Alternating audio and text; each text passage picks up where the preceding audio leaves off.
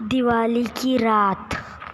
दिवाली के आने से हम सब खुशियाँ मनाते हैं और दिवाली के आने की खुशी से अब तो बाज़ारों में भी भीड़ होने लगती है और उस दिन मानो एक हवा में अलग सा खुशबू है।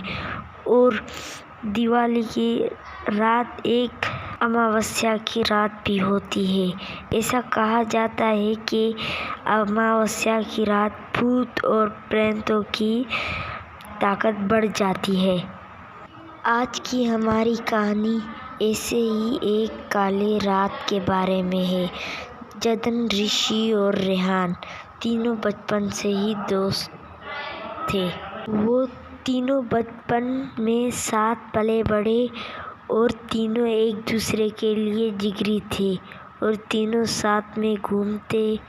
और एक दिन जब ऋषि के फैमिली ने डिसाइड किया इंडिया के बाहर जाने का, तो ये उनका आखिरी दिवाली था जो मनाने वाले थे। वो दिवाली के जज्बात ऋषि वो शेर हमेशा हमेशा छोड़ के जाने वाला था।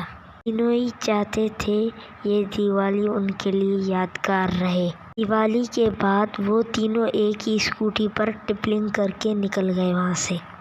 उनको क्या पता ये राइड उन्हें कौन सी जगह पहुँचा देती है और किसी को भी वहाँ जाना नहीं चाहिए था। वो तीनों जाकर एक सुनसान जगह में अपनी स्कूटी खड़ी कर दी और ऋषि ने अपनी स्कूटी के डिक्की से कुछ पटाखे निकाले और कुछ ही दूरी पर एक मंदिर भी वहाँ था जो कि खंडर बन चुका था। उस मंदिर के अंदर एक अभी भी ऐसा कमरा था जो कि बिल्कुल सही दिखाई दे रहा था।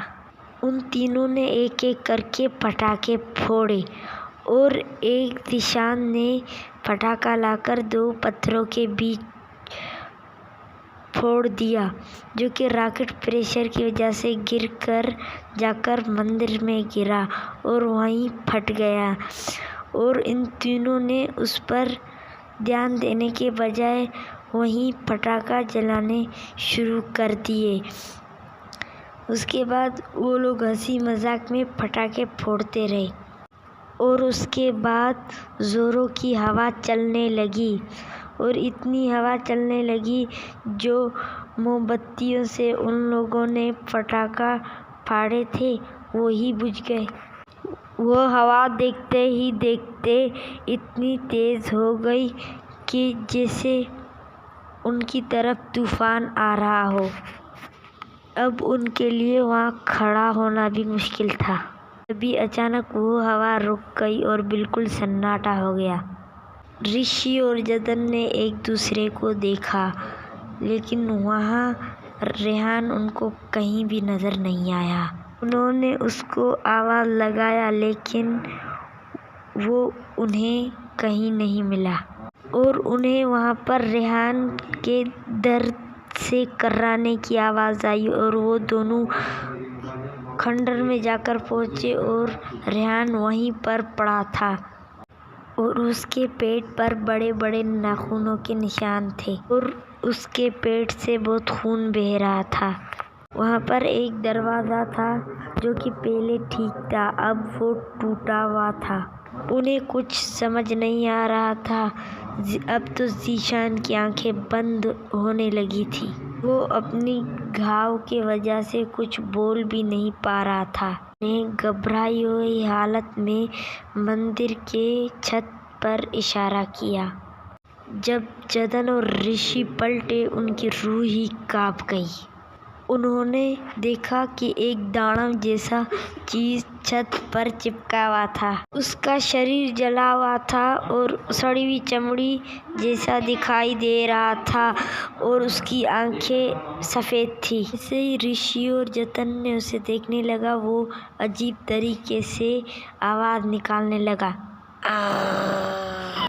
ऋषि और जतन ने दिशान को उठाकर बाहर की तरफ दौड़ने लगे और वो दानव भी उनके पीछे भागने लगा। अब उन तीनों को अपना मौत दिखाई दे रहा था। तो वो तीनों भागकर थक गए और अब उनका भागना मुश्किल हो गया था, क्योंकि ऋषि का अब बहुत खून बह गया था, इसीलिए वो अपना होश खो रहा था। जैसे तैसे करके वो तीनों उस रोड पर जा पहुँचे।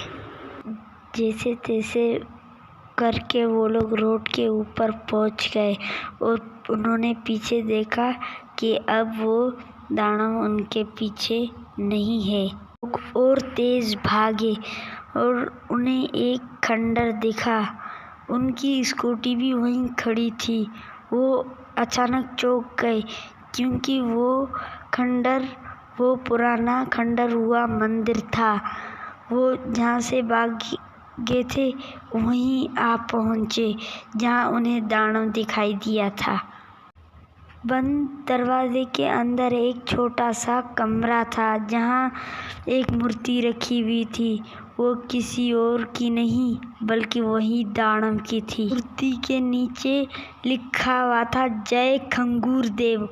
और वो तीनों देखकर बेहद डर गए थे। और ऋषि ने अपना फ़ोन निकाला मदद के लिए और देखा उसके फ़ोन में तो इंटरनेट ही नहीं था। उसके बाद वो फ़ोन निकालकर एक पिक्चर खींची और वहाँ से स्कूटी के पास गए। से ही वो लोग स्कूटी के पास पहुँचे, उन्हें एक अजीब सी आवाज़ सुनाई दी। उस दिन के बाद जदन, ऋषि और रेहान का कुछ पता नहीं चला कहाँ गए, और पुलिस भी छानबीन में है। उस गांव के पुजारी को जब पता चला और वो समझ गया तुरंत और खुद छोड़कर गांव चला गया और दूसरों को भी यही कहने लगा कि 500 साल पहले एक दानव रहता था और वो हर रोज़ एक इंसान खा के अपना भूख मिटाया करता था। और सब पुजारियों ने मिलकर उसका एक मंदिर बनाया उसे खुश रखने के लिए, और उसे वहीं पर बंद कर दिया।